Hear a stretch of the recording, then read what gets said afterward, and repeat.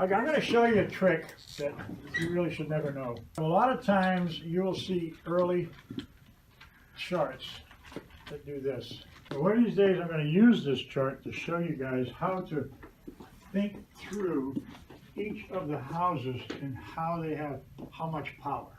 This is a chart. You can see 1, 2, 3, 4, 5, 6, 7, 8, 9, 10, 11, 12, and those would be the houses. And this is how the northern Hindus do their charts. So if you run across any charts like this, this is just a heads up so you can see what's going on. What they do is wherever the planet is, and let's say that you have the sun in Leo. This is always going to be Virgo, and this is always going to be Taurus, it's always going to be Geminis, it's always going to be Cancer, Leo, Virgo, etc., Libra. They're always going to be the same thing. And so they keep it this way. If you have the sun in Leo, what they would do, then the sun would be right there. And they would know where to go with it. The reason why I'm bringing this up is next scan meeting, if you guys decide to go, they're going to have a Vedic astrologer there. And he's one of the best. There's another gal out there named Patrick, who's pretty good. She's more pretty than good. So she's one of those you don't care what she's saying, you just want to hear her say it some more. It's okay. But this guy that's coming up, Dennis, is really a good astrologer. He does Vedic work and a few others. And I studied Vedic for quite a few years because I had an Indian client. So I learned that there are there's only 36 paths in life, according to the Hindus. And those 36 paths are divided by, of course, the 12 signs. And each of the decanists will call that forth.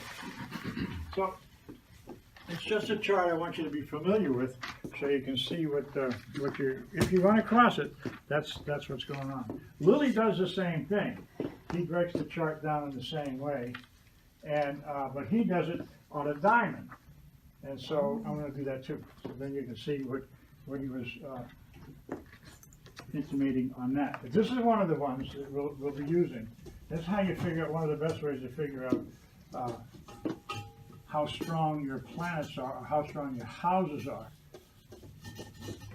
Now the one that you see in Lily's book is all about a diamond. And what they do is they break the diamond down from a square, you see.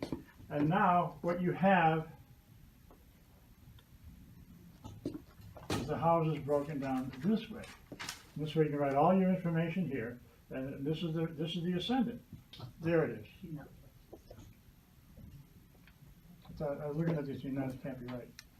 This is your ascendant, okay? So this is 1, 2, 3, 4, 5, 6, 7, 8, 9, 10, 11, 12. This is how Lilly is doing the chart. So when you look at these charts and you see this, and then of course they make them squiggly lines so it looks really good to the eye. You know, they'll give you some of this shit that you gotta like live with that kind of stuff, and you know, without looking at it like that. It's so true. So and then they put the planets on there, and of course they can't write, you know, like Mercury. You know, they got to write. There it is. Yeah, that's it. But they all wrote their own way, and as you guys have learned from me, you know, I don't write Cancer the old simple way. Who? That looks suggestive there.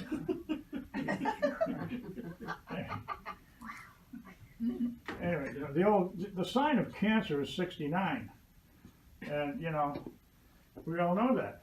But I always just figured, what the hell, just make it a sperm because it's the same thing. So for me, it's the sperm because it used to represent that, the coming of life, the sperm of life. And so I just changed it and made so whenever you see that, that means Cancer for me, rather than go this thing of 69.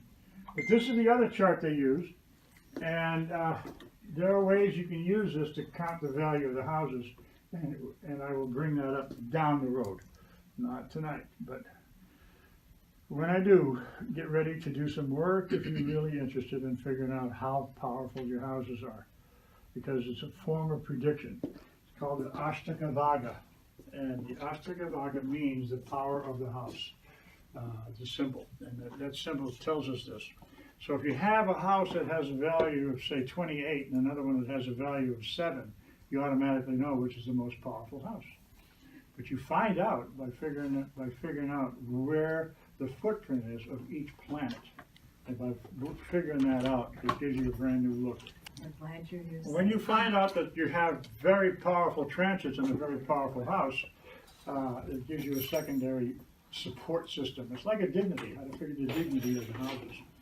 And we will do that, but I will have to make some copies of stuff so you can have this. I will draw these out so you'll be able to use them up the street.